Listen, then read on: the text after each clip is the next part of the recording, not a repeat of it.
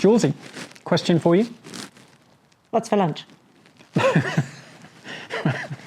I was actually going to say your money or your life, but I like your priorities. Oh my goodness. Okay, money or your life? Right, your money or your life. Right, let me explain. If I can stop thinking about lunch.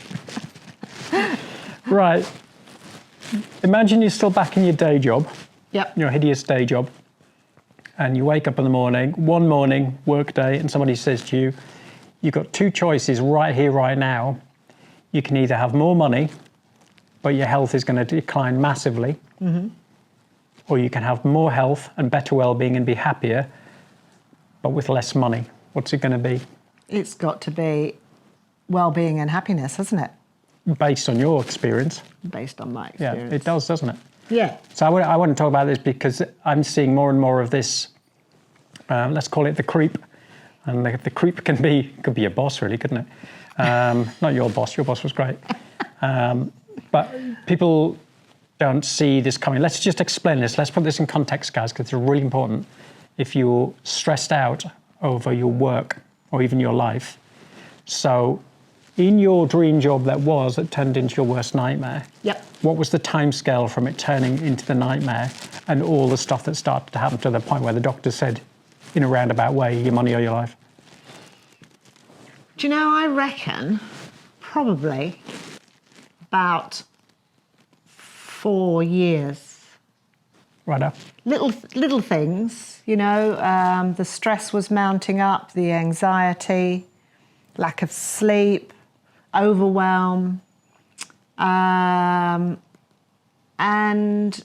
I went to the doctor. I seem to be going to the doctor more and more, which I'm one of those people that never really that ill. No. Pretty healthy, really. Not at all. Well, you're not now, are you? You haven't been to the doctor for years. No, not since we made a change in our life, really. But they said that your blood pressure's really high and you need to go on blood pressure meds. And I had to I had to wear this thing for... Oh, I forgot about that. Was that for like 24 or 48 hours that monitored my blood pressure? And then they said, you're going to have to go on blood pressure meds, which we reckon I was on for about 3 years. You told me that the other day and I couldn't believe it. I think in all, it just sort of crept up, you know, and I wasn't, I just wasn't feeling myself, and I was going to the doctor more than I usually would, more than sort of just, you know, your general checkups that you have 50 plus and so on and so forth. You said you had vertigo as well. Yeah, I started getting vertigo. I remember waking up one morning, I was up at just before 6, got out of bed, went to get in the shower, and I just couldn't walk. And vertigo doesn't sound that bad, but I thought I was having a stroke. I was so scared. I'd never had it before, and I couldn't drive or anything. I remember, you had to take me to the doctor. Yeah. Whether that had anything to do with stress or the blood pressure, or possibly not, but you know, like that was really, and obviously it was because I had no balance. But like I really thought I was having a stroke because I couldn't stand up properly. So it's really quite scary. So you, over those 3 or 4 years, you just didn't feel quite right, and then I could see it from the outside, and I could see you getting worse and worse, and getting more unhappy. Yeah, let's face it. When I can look back now, my job was killing me, wasn't it? Basically. Oh yeah, hindsight's 20/20, though, isn't it? You know, it was. But when you're in it, I was so unhappy. I was so full of stress, overwhelm, anxiety that it was affecting every area in my life. Until you went to the doctor. Yeah. And he said your money. So we'd been on one of our holidays, as we lived for holidays and weekends, and we were discussing that, like, what if we didn't have to go back? What if we, could have a life that we didn't need a holiday from? And we said, look, let's get back and let's really look at this. Let's really look at some changes in our lives.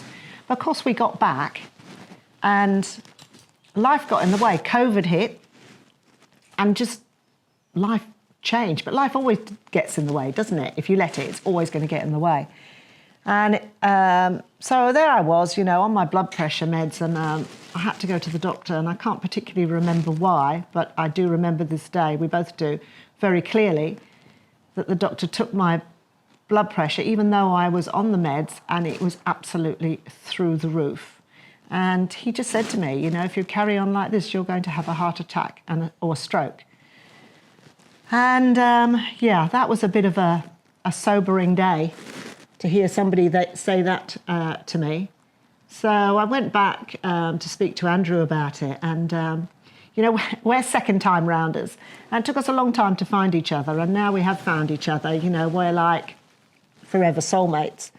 And the thought of either of us losing one of us is quite emotional.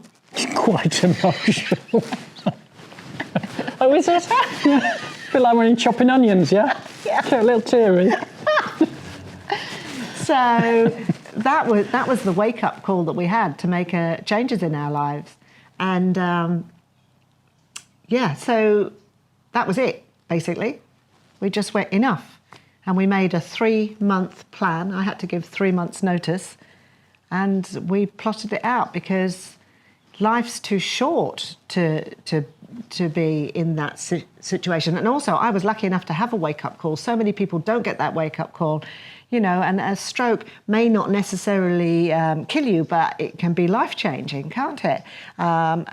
I've lost many people, many friends, my age and younger, to heart attacks and strokes. So it was a very sobering thought, and it was that particular day that we just said enough, no more. Not us, but I mean, I'd seen it coming. I hadn't seen that coming. I never saw that coming, obviously, because then I just saw you getting less happy, more stressed. And I'd said to you on a number of occasions, you need to leave the job because it wasn't changing. You were saying it'll be fine next month, it'll be fine after the promotion, then another promotion will go on, and someone else would be having a fit at work or whatever it was, and you just got worse and worse. Yeah.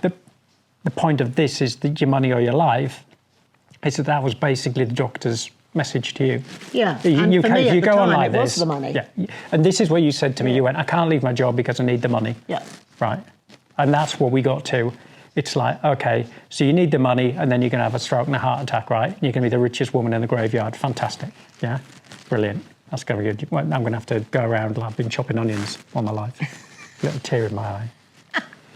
But it's... or celebrating. It's serious, though, because we don't see it.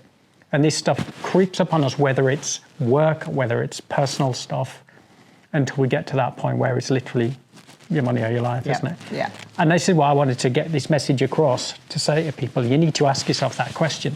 It's still on the work theme for it. Yeah, but I have to keep going to work. I can't change my job. I'll maybe get the promotion next year. Yeah, if you make it that far, fantastic. And then the stress will go up with it as well, yeah? More money, more stress. It's like being in business. The more money you have, the bigger problems you have. It's the same thing when you're in a job, if it's stressing you out, isn't it? Yeah, for sure. So we've got to address this, guys, if we're feeling like this, that I can't leave my job because I need the money. We've put the alternative out there for you. It's the old Dick Turpin thing, isn't it? Your money or your life. It's a choice, but it's not always easy to say that, because if I hadn't helped you maybe make that decision, you could well have stayed there. Yeah. And risked it. I think you would have done. Probably, if I hadn't have been with you. I think you'd have talked yourself into the thing that it will get better. Yeah. Until the day that you keeled over at your desk and they dragged you out and they shipped someone in the next day to replace you. Yeah. And that would have been it. And seriously, guys, when you're... I mean, at the time, I was in my... what was I? Late 50s? 50s, yeah. Late 50s. And, the stress and anxiety and stuff really does take a toll on you, and especially if that blood pressure's high. Or in some cases low. That's not good either, is it? But so really, just think about it. Think about your life. And, we've gone on to enjoy our best life ever. We've made those changes 5 years ago now. And Go on. we're just living our best lives, you know, where we sold all the toys, the Porsche, the what have you, no longer, you know, designer shoes and all of that, which was all just a fix to make me feel better. Just living a simple life, but having a wonderful life. I was going to say, the point of this, to sum that up, as it starts to rain, it's raining. The sun's out. They lied. The rain does not fall mainly on the plane in Spain. It falls on me when I'm trying to do a video. Oh, that is a black one as well. Look at that. Ooh, see how we go. So to wrap this up very quickly, you can see it on camera now. Look at it. How long are we going to sit it out for? Because my tea's getting watered down. Well, I think we need to go. Just your money or your remember. life. Exactly. I'm out here.